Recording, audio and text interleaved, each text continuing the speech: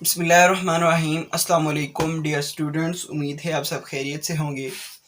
तो आज का जो हमारा टॉपिक है वो है मोल्स। मोल्स के बारे में सबसे पहले हमें ये मालूम होना चाहिए कि मोल्स क्या चीज़ है। तो बेसिकली मोल्स जो है हमारे पास एक सिस्टम इंटरनेशनल की एक यूनिट है। तो हमारे पास जो ऐसा सिस्टम था उसमें जो 7 बेस यूनिट थी, उनमें जो मोल्स है वो अमाउंट ऑफ सब्सटेंस की एसआई यूनिट है। Amount of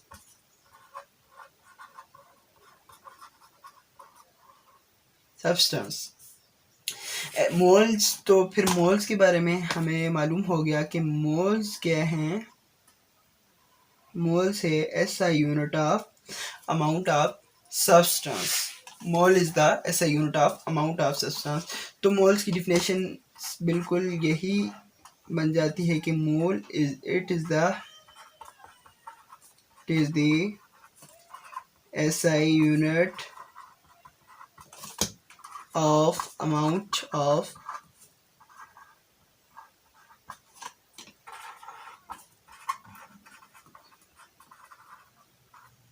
mole is the SI unit of amount of substance that contain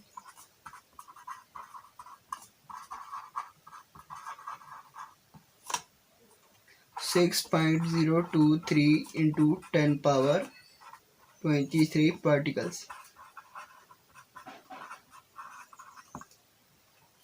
तो स्टूडेंट, जिस तरह हमारे पास हम देख लेते हैं कि हमारे पास 1 डजन जो होता है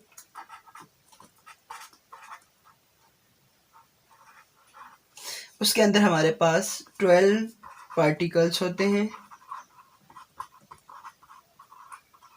पार्टिकल्स में हमारे पास कुछ भी आ सकता है, मतलब हमारे पास एटम्स भी आ सकते हैं, हमारे पास मॉलिक्यूल्स भी आ सकते हैं, एंड हमारे पास आयंस भी आ सकते हैं।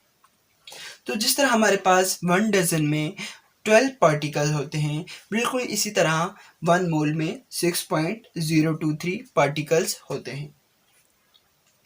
तो स्टूडेंट, इसी तरह हम एक और एग्जांपल देख लेते हैं कि जो हमारे पास ग्लास होता है उसमें हमारे पास 144 पार्टिकल्स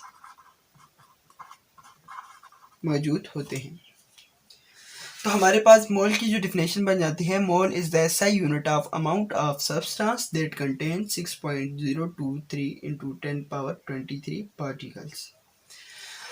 अब स्टूडेंट, मोल के हम मैथमेटिकल फॉर्म की तरफ चले जाते हैं। तो मैथमेटिकली हमारे पास मोल का जो रिलेशन बन जाता है, number of moles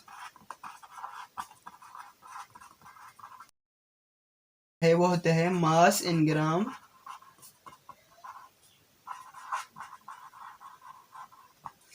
divided by molar mass. तो स्टूडेंट्स, इसकी मदद से हम मास इन ग्राम भी फाइंड कर सकते हैं और मोल्स भी फाइंड कर सकते हैं। अगर हमारे पास क्वेश्चन में मोल्स गिवन हो और हमें उसकी मदद से मास इन ग्राम फाइंड कर सकते हैं, और अगर कंपाउंड का नेम भी गिवन हो। स्टूडेंट, मोल का एक और रिलेशन लिख लेते हैं। Number of moles is equal to number of particles divided by N number, यानी Avogadro number.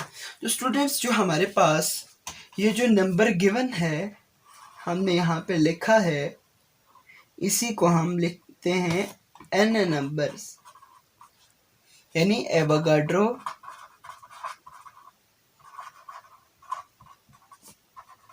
Number, Avogadro's numbers. तो मोल का जो हम थर्ड रिलेशन लिखते हैं वो है number of moles is equal to given volume divided by molar volume.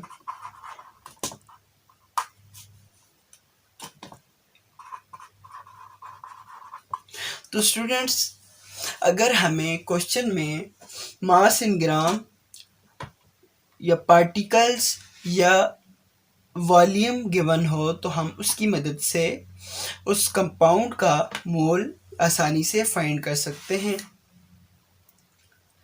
तो स्टूडेंट्स,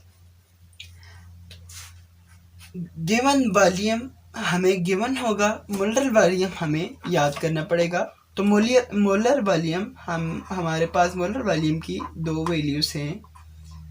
एक वैल्यूज हम स्टैंडर्ड टेम्परेचर एंड प्रेशर पर फाइंड करते हैं और एक रूम टेम्परेचर एंड प्रेशर पर फाइंड करते हैं।